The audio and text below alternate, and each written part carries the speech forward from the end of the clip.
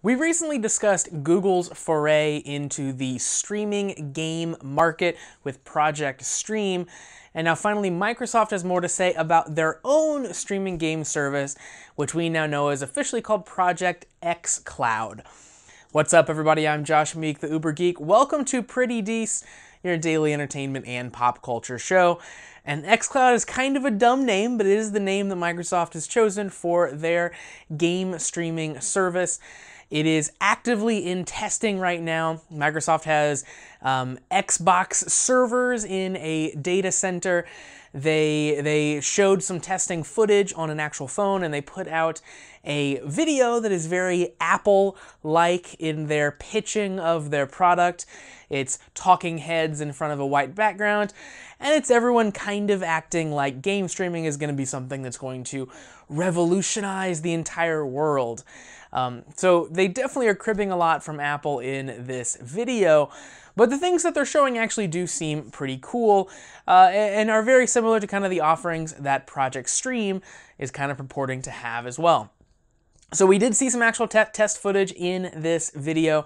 We got to see Forza streaming to an Android phone. There was lots of shots in the video of this Android phone with an Xbox controller with kind of a little mount that they had made all hooked up, and your phone kind of sat there on top of your controller, and it looked crisp, it looked fast, and from what I could tell, it wasn't like extremely latent or anything like that.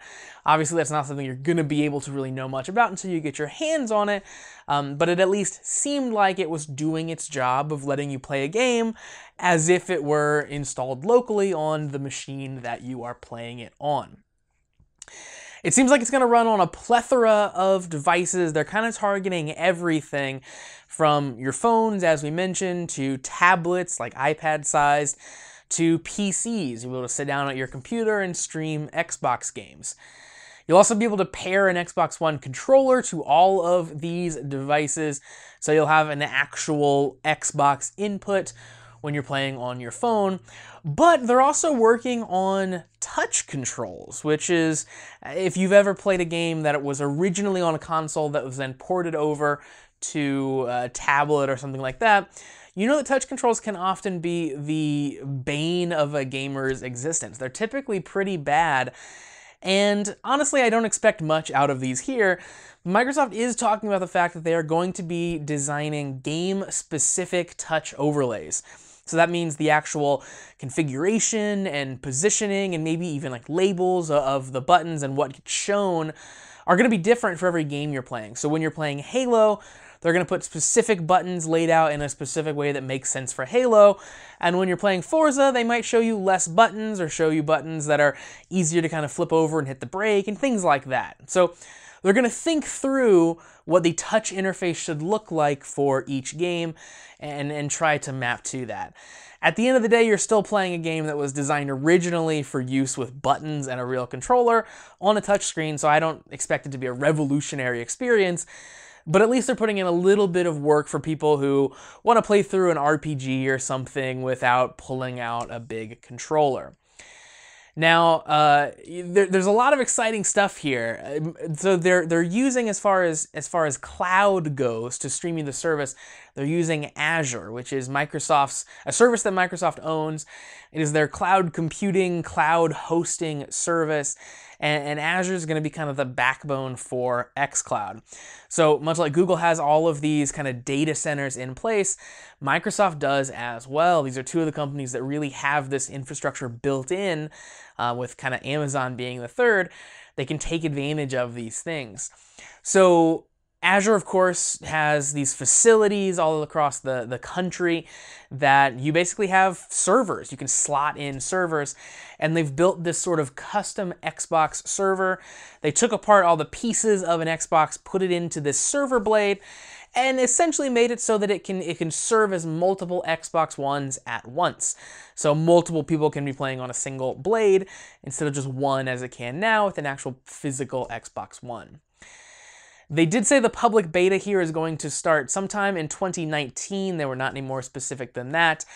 And they did make a point to say that conventional console experiences, you sitting down and playing a game on your Xbox One X, is not going away. But they do say that there are lots of people who don't game with that experience, who don't have that whole sitting down in front of your 70-inch TV with your surround sound. They don't have that in their lives, and this opens gaming up to those people. I'm not sure what segment of the market that is, that people want to have console-like experiences but don't want to have it on a television, don't want to have it on an actual console. I'm not saying that that segment doesn't exist, and for me, I like the option to have the ability to switch over to a phone if I want to, much like the Switch provides me. But it'll be interesting to see if they really find a huge segment of the market, like they're talking about, or if this is just sort of people who want additional ways to play their console games.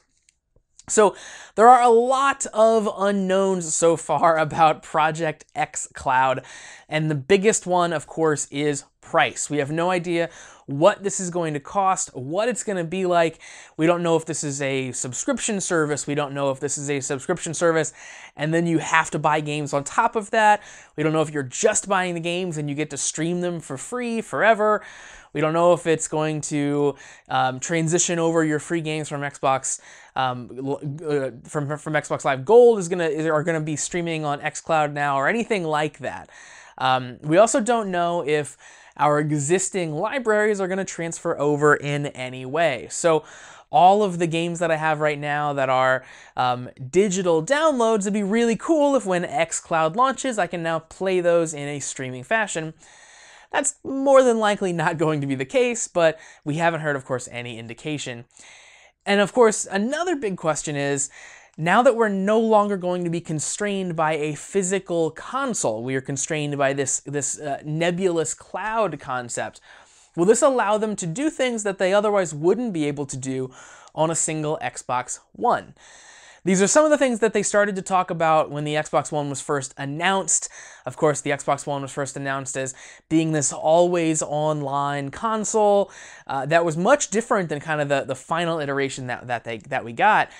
And the things they were talking about was that they can offload some of that computational work onto the cloud because they knew you were always connected. They knew you would always have that available. That became not the case, but now with this, if you're streaming a game, you obviously are connected to the internet. It's going to be the only way to play that game. So can we move off some of that computational power to the cloud? Can we start developing games that are maybe Project xCloud specific, but are smarter? They have better AI. They calculate shot patterns better in the background.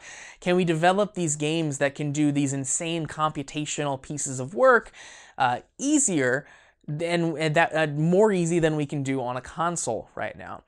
That's kind of the exciting part of xCloud for me, is finally getting to that future that Microsoft had talked about in the past, but we just weren't quite ready to get there.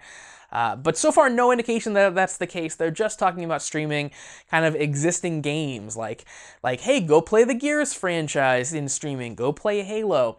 But obviously, you can think that maybe something like that is something we would see in the future.